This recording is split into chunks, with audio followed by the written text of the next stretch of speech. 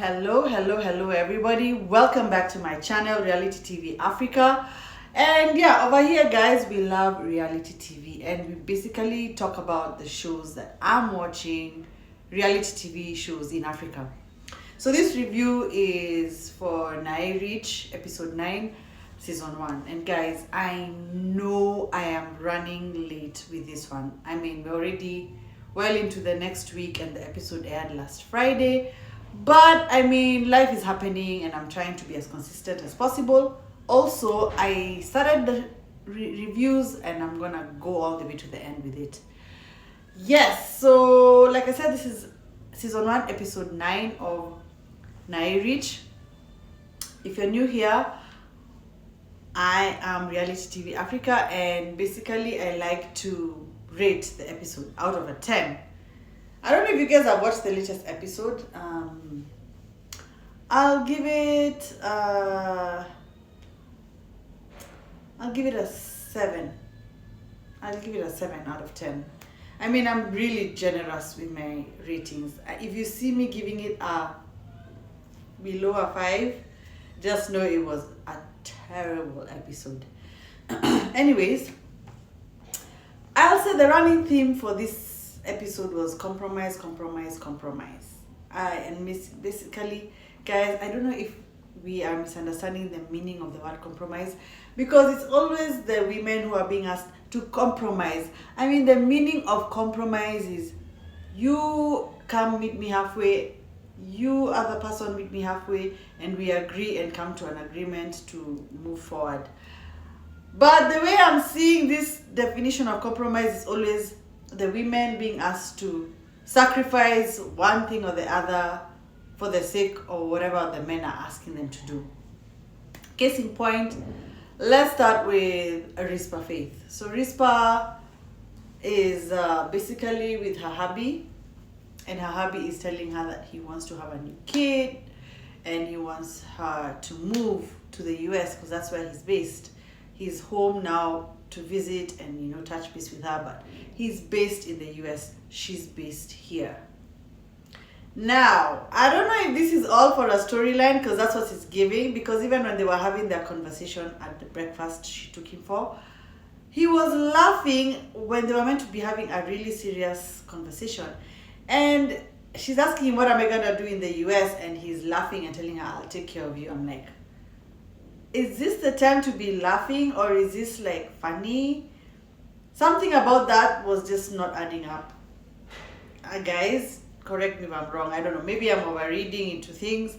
I don't know. I just found it weird. But the first thing we get into is actually, it's straight off the back of the last episode. Risper is having her tea party and she has her friend Fifi and Foina. Now, it's a tea party meant to have, because there were several chairs, but nobody else joined that tea party. I mean, Risper, girl, do you have friends? I've been asking this for a minute, because even the party she hosted for her husband when he just came back from the US, his welcome back dinner, it was pretty much few people here and there, and none of them were her friends, except, in fact, that Fifi lady, was she there? Anyway, I can't remember, but it was a few episodes back, but there was not much in terms of people there, right? Anyway, we see Foina, they flash back to Foina giving Risper some advice. And part of the advice that Risper and Foina is giving Risper is compromise. Yeah, that goes that word again being thrown around. And in my head, I'm like, well, and because this is my review and these are my views, I feel like the only compromise that would work for these two, being Risper and Brian, is Risper, under the advisement of her doctor, who we saw her visit with Brian, wait for a year, have her baby, have one more baby because they agreed to have 2. Call it a day, do the rest of her surgeries, because the doctor did advise that she would need to be on a proper diet so that she doesn't ruin it was a gastric sleeve that had been done. And he says it's possible for her to be pregnant and snap back under good advice and watchfulness of a nutritionist and doctor. And the part about moving to the US would have to delay, only because, in my view, Childcare in the US is not affordable. Fine, Brian may be making good money, but she needs like familiarity, family, people, friends who can help her take care of the baby. So, moving to the States just as she's had a baby, I wouldn't advise. I would say raise the baby here for a few years, go back and forth between US and Kenya, keep doing your, brand ambassador business, making your own money. I mean, eventually it will come to a point where she will have to be in the same city, place, country, continent with her husband, and at that point maybe she'll have grown older, moved into deeper entrepreneurship and settled. That's my thoughts, but I don't know, guys. Am I making sense? Does anybody else have a different opinion? If you do, feel free to comment and tell me what you think. I do not claim to be the expert. I am not married. This is my channel. These are my views, but your views are also welcome. I mean, the one thing I will give Risper props on is she took her hubby to her surgeon, the one who did her cosmetic surgery, and he gave sound advice. I mean, he's not talking to her on the drive there. He's not, I don't know. I felt like it was kind of like made up and they're not really having a tiff. I don't know. I just felt like it was a bit fake. I mean, Brian just doesn't give much emotion in the scenes. He just doesn't give much emotion. In fact, the only emotion I saw was at the breakfast and he was laughing at a point when he shouldn't really be. But I don't know, guys. I don't know. I mean, the shade fest between Foina and her friend Fifi was I feel like Foina cleared. I feel like Fifi is very nose up, but so is Foina in another different sense. I mean, it just felt like Fifi wants to look down on Foina because you're not married. You shouldn't be giving married women advice. I mean, I don't completely agree with that stance.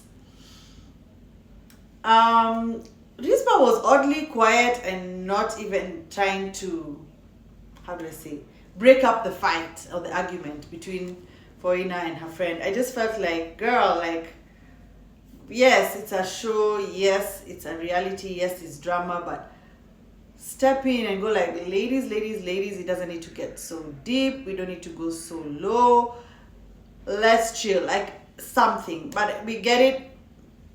I don't know. I feel like she's just letting the drama drag on because she wants good TV. You feel me? Anyway, I'm just trying to go. I'm going back and forth between the scenes, guys. Sorry, I'm just remembering what I'm remembering and giving my thoughts on the parts that I remember. And I think the other scene that stood out for me was Amber. When Amber went to Elementaita with her friend Maureen, her friend who she's known for over 20 years.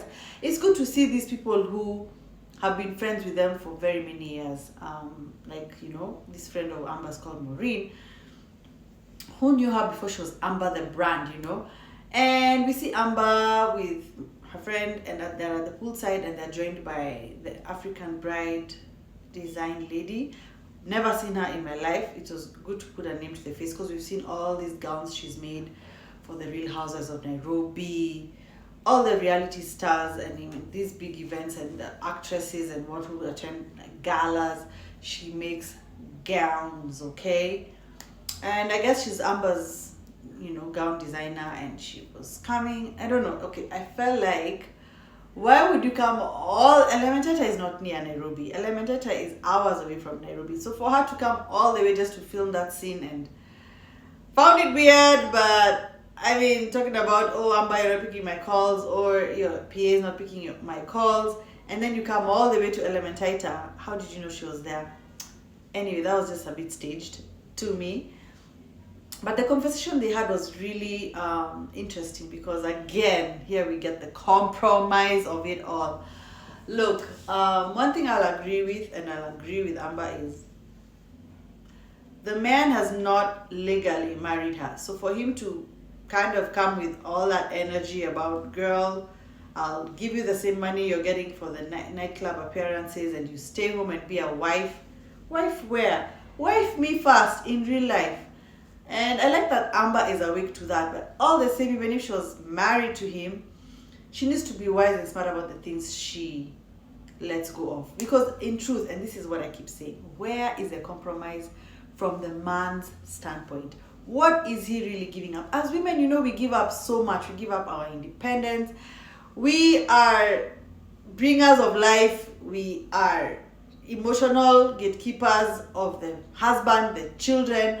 We have so much to think about: the household, how it's run, what are they eating, is anyone sick? Like if a kid is sick at night, the mom is the one up with the kid late into the night, breastfeeding. Like, we give up a lot. So when they talk about compromise, what does a guy really give up in that sense to define it as compromise? That's my question all through, because I don't feel like men if anything thrive more with a wife, with marriage, with a woman, but women get the shorter end of the stick. So this word compromise is being overused, and I feel like it's being overused in the wrong way. I'm open to hear what you guys think, but for me, ain't no compromise in that situation. In Risper's case, I feel like they're both taking a hard stance. Risper is not willing to have a child, move to the US. Brian is not willing to, give up the fact that he wants a child and he wants her to move. So they're both, none of them is meeting in the middle. One has to give one thing, the other has to give one thing. I feel for it to be a real compromise in that situation. So all in all, the ladies were getting advice from their friends: Risper from Foina and Fifi, Amber from her friend Maureen, who kind of gave sound advice, and Kate, the African Bride Designs lady. I'm just wondering, at what point will this cast come back together? Again, KRG was evidently missing. This is 2 episodes in. We already have 9 episodes, and I think he's been missing for 3 out of the 9. I don't know, is he really part of this cast, or does he really want to be? I'm not sure. But at the end of the day, I feel like the fallout between Amber and Foina and Risper, Amber being alone and the two, can only be a situation where one person brings them together. And I think the only likely person is KRG, if he happens to show up for any of the episodes after this. Now, I'm not sure. I think it's 13 episodes, if I'm not wrong. I did get a write-up from Showmax. I need to double check that. But I think it's 13 episodes, including the reunion. So maybe we have 2 more and then 2 reunion episodes. My guess right now. I will clarify that, so keep it on here for my next review. By next review, I'll have told you that real. But with that, I'm gonna sign off. I don't know, you guys, if you're watching this show, I'm looking forward to the Mommy Club reunion, which is coming this week on Thursday. And then on the side, I don't know, guys, I'm a reality TV buff. Are you guys watching Love is Blind US, Love is Blind Habibi? Love is Blind Habibi, the reunion drops on Friday, and the reunion for Love is Blind USA drops tomorrow. Today is Tuesday, just in case you're wondering when I recorded this. I can't wait. So I'm gonna hop on out here, get into my evening routine, and because it's evening, whatever time you're watching this, enjoy it. Good morning, good day, good week ahead. And yeah, I'm gonna just catch up on Queen's Court season 2, because I've been watching that too. Yes, guys, if you don't know, reality TV has taken over my entire life. Anyways, I'll say goodbye, good night, good morning, good afternoon, and bye.